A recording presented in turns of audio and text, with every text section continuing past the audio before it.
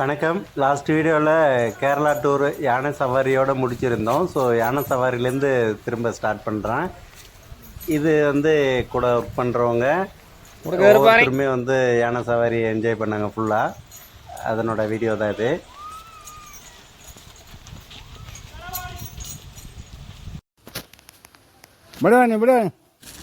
ஒரு யானை மேலே கம்பல்சரி 2 பேர் இருக்கிற மாதிரி அனுப்புகிறாங்க.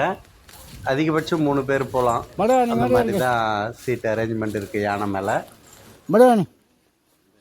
ஒரு ஆளுக்கு 500 ரூபா வாங்குறாங்க யானை சவாரிக்கு. இன்னொரு பேக்கேஜ் இருக்குது, அதில் 1000 ருபீஸ் வாங்குறாங்க. ஆனால் யானை மேலே சவாரி போயிட்டு கடைசியாக விடுறதுக்கு முன்னாடி நம்மளை யானை குளிப்பாட்டுமா.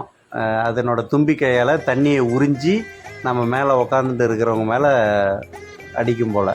ஸோ அந்த மாதிரி நம்மளை யானை குளிப்பாட்டுமா. அதுக்கு எக்ஸ்ட்ரா 500. ஸோ டோட்டலாக 1000 ருபீஸ் வாங்குறாங்க போல். ஸோ இது நிறைய ஒரு 10-15 யானைக்கு மேலே மெயின்டைன் பண்ணுறாங்க. சைடில் இந்த மாதிரி ஆசீர்வாதம் வாங்குறது, யானை முடி விற்கிறது, அந்த மாதிரியான பிஸ்னஸும் நடந்துக்கிட்டு இருக்குது. அது முடிச்சுட்டு திரும்ப ஜிப்சியில் ட்ரெக்கிங் போக ஆரம்பிச்சிட்டோம். இது ஆரம்பத்தில் கொஞ்சம் ஈஸியாக இருக்கிற மாதிரி இருந்தது. ஆனால் போக போக ஒரு 10 மலைக்கு மேலே ஏறி இறங்கி ஒரு வழி பண்ணிட்டாங்க. பயங்கரமாக இருந்தது. இது அவ்வளோ ஈஸியெல்லாம் உட்காரவே முடியல. ஆனால் விஷுவல்ஸ் வேறு லெவலில் இருந்தது. பயங்கரமாக இருந்தது, சூப்பராக. எனக்கு இது ஓப்பன் ஜிப்சியில் ஃபஸ்ட் டைம் அனுபவம் தான் இதுவுமே கூட. டிரைவருங்களாம் அவ்வளோ சாமர்த்தியமாக ஓட்டினா தான் இந்த மலைகள்லாம் எட்ஜிலெல்லாம் அப்படியே ரொம்ப பயமாக இருக்குது அவங்களுக்கே கூட. அவங்க ஓட்டும்போதே சொல்கிறாங்க. இது ருத்ராட்ச மரம் காயாக இருந்தது. அது காய்ந்து கீழே விழும்போது தான் அது ருத்ராட்ச கோட்டையாக நம்ம யூஸ் பண்ணுறோம். அதை கொஞ்ச நேரம் பார்த்துக்கிட்டு இருந்தோம். நிறைய வகையான செடிகள்லாம் காமிச்சாங்க. இந்த கொக்கோ சாக்லேட் தயாரிக்கிற செடிங்க அங்கங்கே இருக்குது நிறைய. அதை கூட காமிச்சாங்க. என்ன ஒரு சின்ன ஏமாற்றம்னா, கேரளானாலே எங்கே பார்த்தாலும் அதிகமாக நீரோடைகள் ஜாஸ்தி இருக்கும், பச்சை பசேல்னு இருக்கும் அப்படின்னு நினச்சிட்டு இருப்பேன். பட் இது பியூர் சம்மர் போல் அந்த கேரளா பொறுத்த வரைக்கும். அதனால் நீர்நிலைகளை கண்ணில் பார்க்குறதுக்கு கொஞ்சம் கஷ்டமாக இருந்தது. ஸோ ஏதோ கிடைச்ச நீர்நிலைகளை இந்த மாதிரி பார்த்துக்க வேண்டியதாக இருந்தது. இந்த மலைக்காடுகள், ஜங்கிள் ஃபாரஸ்ட்டு இதை பொறுத்த மட்டிலும் ஒரு ஜிப்சிக்கு 3500 வரைக்கும் வாங்குறாங்க போல். ஒரு நாள் ஃபுல்லுத்துக்குன்னா 5000 6000 வரைக்கும் வாங்குறாங்க போல். ஸோ இந்த காடுகள் நான் ஏற்கனவே சொன்ன மாதிரி தான். பெரும்பாலான காடுகள் கேரளா கவர்மெண்ட்டே விலங்குகள்லாம் ஒரு குறிப்பிட்ட இடத்துக்கு வெளியேற்றிட்டு பற்ற வச்சிடுறாங்களாம். ஏன்னா சம்மரில் அதுவாக காடு பற்றிக்கின்னு எரியும் போது விலங்குகளுக்கு உயிருக்கு ஆபத்து ஆகுதுன்றதுனால காடுகளை அவங்களே பற்ற வச்சுட்டு மிருகங்களை ஒரு அடர்த்தியான இடத்துக்கு அனுப்பி வச்சிடுறாங்க போல். ஸோ அதனால தான் ஒரு சில இடத்துல பச்சை பசேல்னு இருக்குது, ஒரு சில இடத்துல காடுகளை எதுவும் இல்லாமல் அப்படியே மொட்டையாக தீஞ்சு போயிருக்கு. ஸோ அது ஒரு சில இடத்துல உடனே அவங்க தேயிலை தோட்டம் வச்சுருவாங்க போல். நெருப்பு பற்ற வச்ச இடத்துல பாறைகள், காடுகள் அடர்த்தியாகிற இடத்துல மட்டும் விட்டுருவாங்க போல். இந்த ஜிப்சியில் எல்லாருமே விதவிதமாக நாங்கள் நிறைய ஃபோட்டோஸ்லாம் எடுத்துக்கிட்டோம். 2 மலைக்கு 3 மலைக்கு ஒரு இடத்துக்கு ஒரு வியூ பாயிண்ட் வச்சுருக்காங்க. இது பேக்ரவுண்டில் இருக்கிறது நேஷ்னல் டிஃபென்ஸ் ஃபோர்ஸோட ஏரியாவாம். அவங்களோட ரன்வேஸ்லாம் இருக்குது. என்னோடய பேக் சைடில் பாருங்கள். அந்த ஒவ்வொரு வியூ பாயிண்ட்டுக்கும் ஏதாவது ஒரு ஸ்பெஷல் வச்சுருக்காங்க. இந்த வியூ பாயிண்டில் இந்த நேஷ்னல் டிஃபென்ஸ் ஃபோர்ஸ், என்சிசி அந்த மாதிரிலாம் சொல்கிறாங்க. அது என்னென்னு எக்ஸாக்டாக நானும் விசாரிக்கலை. பட் பார்க்குறதுக்கு நல்லா இருந்தது. ஏதோ இப்போ ஃப்ளைட் ரன்வேஸ்லாம் இருந்த மாதிரி பெரிய ரோடாக இருந்தது நடு காட்டில்.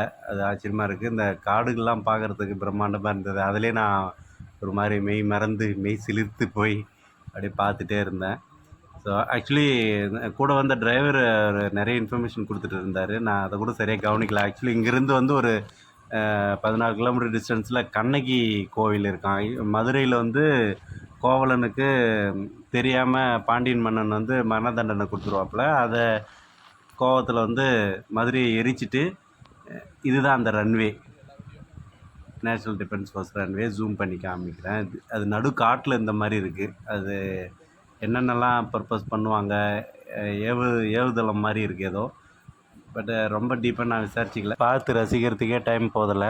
அப்புறம் கண்ணகி வந்து மதுரையை சாபத்தால் எரிச்சிட்டு நேராக இந்த பகுதிக்கு தான் வந்து உட்காந்தாங்களாம். ஸோ இங்கே அந்த சம்பவம் முடிஞ்சு 14 நாள் நடந்தே வந்து இந்த இடத்த வந்து அடைஞ்சிருக்காங்க. திருச்செங்குன்றம் அப்படின்ற ஒரு மலைப்பகுதியில் தான் இந்த இடத்துல வந்து அவங்க உயிர் நீத்து தேவலோகம் அடைந்ததாக சொல்கிறாங்க. அதை வந்து குன்றக்குறவர்கள் சிலர் பார்த்துட்டு அப்போது ஆண்டுகிட்டு இருந்த மன்னரான சேரன் செங்கோட்டையன்கிட்ட போய் சொல்லியிருக்காங்க. அப்புறம் அவரோட மனைவி கூட சேர்ந்துக்கிட்டு அதை வந்து அந்த இடத்த பார்த்துட்டு அவங்களுக்கு கோயில் கட்டணும் அப்படின்னு தீர்மானிச்சுட்டு அதுக்கப்புறம் இமயமலைக்கு போயிட்டு அங்கேருந்து ஒரு கல் எடுத்துகிட்டு வந்து கண்ணகிக்கு இங்கே கோயில் கட்டியிருக்கு. வரலாறு சொல்லுது. இப்போவும் ஒவ்வொரு வருஷமும் சித்ரா பௌர்ணமிக்கு மட்டும் தமிழ்நாடு கேரளா மக்கள் சேர்ந்து அதை சிறப்பிக்கிறாங்க. அப்புறம் இந்த இடத்த முடிச்சுட்டு போகிற வழியில் முல்லை பெரியார் அணையா,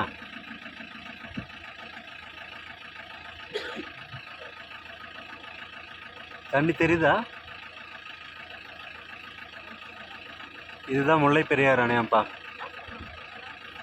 இங்கிருந்து பார்த்தா தான் இந்த வியூ தெரியுமா?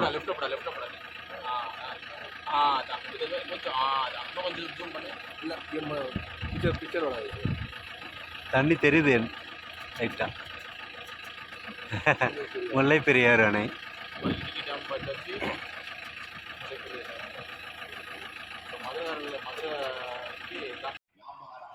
அப்புறம் டீ எஸ்டேட்டுக்கு நடுவுலையே ஒரு டீ கடை போட்டு இருந்தாங்க.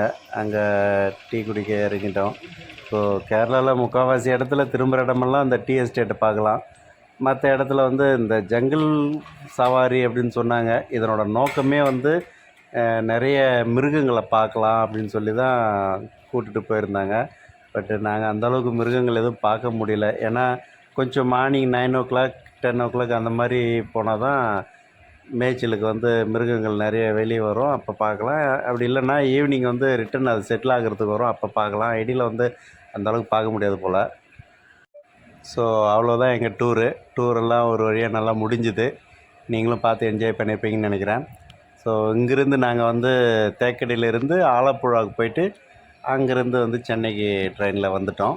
நல்லா இருந்தது. நன்றி.